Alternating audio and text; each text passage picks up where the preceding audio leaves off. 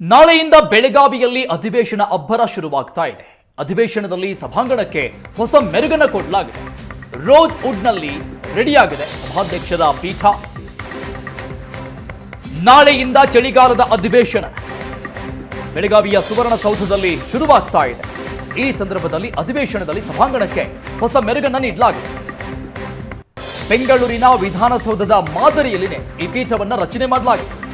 3.5 ತಿಂಗಳು ಕಾಮಗಾರಿಯನ್ನ ಮಾಡಿದ್ದಾರೆ ಶಿಲ್ಪಿಗಳು. ಹೊಸ ಪೀಠದಿಂದಲೇ ಸ್ಪೀಕರ್ ಯುಟಿ ಖಾದರ್ ಕಾರ್ಯವನ್ನ ಮುಂದುವರಿಸುತ್ತಾರೆ. ಸಭಾಧ್ಯಕ್ಷರ ಹೊಸ ಪೀಠಕ್ಕೆ 45 ಲಕ್ಷ ರೂಪಾಯಿ ಖರ್ಚಾಗಿರೋ ಪೀಠವನ್ನ ನೋಡ್ತಾ ಇದ್ದೀವಿ ನಾವು. ಬೆಳಗಾವಿಯ ಸುವರ್ಣಸೌಧದಲ್ಲಿ ನೂತನವಾಗಿ ವಿಶೇಷವಾಗಿ ರಚನೆ ಮಾಡಿದಂತಹ ಸಭಾಧ್ಯಕ್ಷರ ಪೀಠ. ಸಭಾಧ್ಯಕ್ಷರ ಹೊಸ ಪೀಠಕ್ಕೆ ಈ ಪೀಠಕ್ಕೆ 45 ಲಕ್ಷ ಖರ್ಚಾಗಿರೋದು ರೆಡಿಯಾಗೋದಕ್ಕೆ 3.5 ತಿಂಗಳು ನಿರಂತರವಾಗಿ ಕಾಮಗಾರಿಯನ್ನು ನಡೆಸಲಾಗಿದೆ. ಬೆಂಗಳೂರಿನ ವಿಧಾನಸೌಧದಲ್ಲಿರುವಂತಹ ಪೀಠದ ಮಾದರಿಯಲ್ಲಿನೇ ಇದನ್ನು ಕೂಡ ಕೆತ್ತನೆ ಮಾಡಲಾಗಿದೆ. ಅಧಿವೇಶನದಲ್ಲಿ ಗಮನ ಸೆಳೆದಿರತಕ್ಕಂಥದ್ದು ವಿಧಾನಸಭೆಯ ಸಭಾಂಗಣದ ಒಳಗಡೆ ನೂತನವಾಗಿ ನಿರ್ಮಾಣ ಆಗಿರತಕ್ಕಂಥ ಸಭಾಧ್ಯಕ್ಷರ ಪೀಠ. ಸಭಾಧ್ಯಕ್ಷರ ಪೀಠ ಬೆಂಗಳೂರಲ್ಲಿ ಯಾವ ರೀತಿ ಇದೆಯೋ ಅದೇ ರೀತಿಯಾಗಿರ್ತಕ್ಕಂಥ ಮಾದರಿಯೊಂದಿಗೆ ಸಭಾಧ್ಯಕ್ಷರ ಪೀಠವನ್ನು ಈಗಾಗಲೇ ನಿರ್ಮಾಣ ಮಾಡಲಾಗಿದೆ. ಅಂದರೆ ಕಳೆದ ಬಾರಿಯೂ ಕೂಡ ಬಹಳ ಚರ್ಚೆ ಇತ್ತು, ಬದಲಾವಣೆ ಮಾಡಬೇಕು ಅಂತಕ್ಕಂಥ ಚರ್ಚೆಗಳು ಕೂಡ ಇತ್ತು. ಹಾಗಾಗಿ ಈಗ ಅದನ್ನು ಬದಲಾವಣೆ ಮಾಡ್ತಕ್ಕಂಥ ನಿರ್ಧಾರವನ್ನು ತೆಗೆದುಕೊಂಡು ಅಂತಿಮವಾಗಿ ಈ ಒಂದು ಹೊಸದಾಗಿರ್ತಕ್ಕಂಥ ಒಂದು ಏನು ಸಭಾಧ್ಯಕ್ಷರ ಪೀಠವನ್ನು ರೆಡಿ ಮಾಡಲಾಗಿದೆ. ಈ ಅಧಿಕೃತವಾಗಿ ನಾಳೆಯಿಂದ ಆರಂಭಗೊಳ್ಳತಕ್ಕಂಥ ಏನು ಸಭಾಧ್ಯಕ್ಷರ ಪೀಠದಲ್ಲಿ ಯುಟಿ ಖಾದರ್ ಅವರು ಕಾರ್ಯವನ್ನು ನಿರ್ವಹಣೆ ಮಾಡ್ತಾರೆ. ಹಾಗಾಗಿ ಈ ಬಾರಿಯ ಈ ಪೀಠವ ಯಾವ ರೀತಿ ಇರ್ತದೆ ಮತ್ತು ಈ ಪೀಠದ ವಿಶೇಷತೆ ಏನು ಇವೆಲ್ಲದರ ಬಗ್ಗೆನೂ ಕೂಡ ನಮ್ಮ ಜೊತೆ ಮಾತಾಡಲಿಕ್ಕೆ ಈ ಒಂದು ಸಭಾಧ್ಯಕ್ಷರ ಪೀಠವನ್ನು ಸಿದ್ಧಪಡಿಸಿಕೊಂಡಿರ್ತಕ್ಕಂಥ ಕೇಸರ್ ಅಲಿ ಖಾನ್ ಅವರು ನಮ್ಮ ಜೊತೆ. ಸರ್, ಈ ಒಂದು ಸಭಾಧ್ಯಕ್ಷರ ಪೀಠದ ಪರಿಕಲ್ಪನೆ ಏನು ಮತ್ತು ಅದನ್ನು ಹೇಗೆ ಸಿದ್ಧಪಡಿಸಿದ್ರಿ, ಇದರ ವಿಶೇಷತೆಗಳೇನು?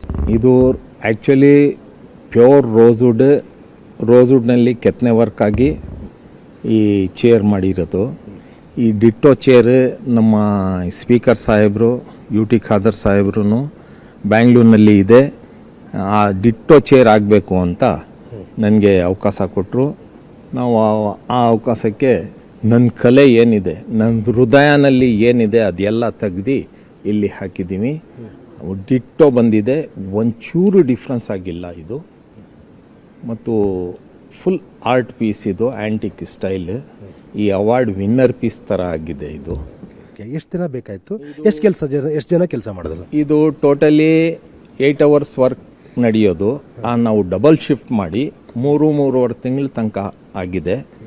ಸುಮಾರು ಇದು 8-9 ಜನ ವರ್ಕ್ ಮಾಡೋರು ಇದರದು ಡಬಲ್ ಶಿಫ್ಟ್. 16 ಗಂಟೆ 15 ಗಂಟೆ 16 ಗಂಟೆ ತನಕ ಆಗಿದೆ. ನೀವು ಅಲ್ಲಿ ಬೆಂಗಳೂರಲ್ಲಿರ್ತಕ್ಕಂಥ ಪೀಠವನ್ನು ಸ್ಟಡಿ ಮಾಡಿದಾಗ ಯಾವ ರೀತಿ ಮಾಡಬೇಕು ಅನ್ನೋದ್ರ ಬಗ್ಗೆ ಏನಾದರೂ ಸಲಹೆಗಳೇನಾದರೂ ಬಂದಿತ್ತ ತಮಗೆ? ನನಗೆ ಏನಿದೆ ಅಂದರೆ ದೇವರ ಆಶೀರ್ವಾದ ಒಂದಿದೆ ದೇವ್ರ ಕಡೆಯಿಂದ.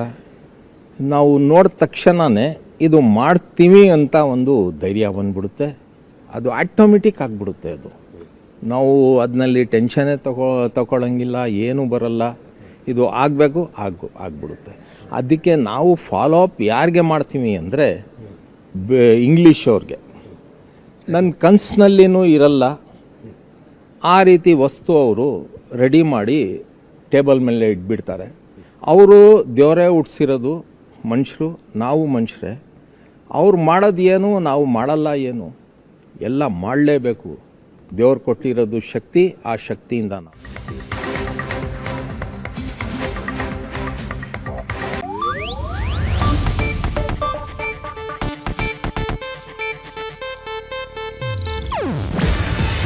ಇದು ಏಷ್ಯಾನೆಟ್ ನ್ಯೂಸ್ ನೆಟ್ವರ್ಕ್ ಪ್ರಸ್ತುತಿ. ನೀವು ನೋಡ್ತಿದ್ದೀರಾ ಏಷ್ಯಾನೆಟ್ ಸುವರ್ಣ ನ್ಯೂಸ್.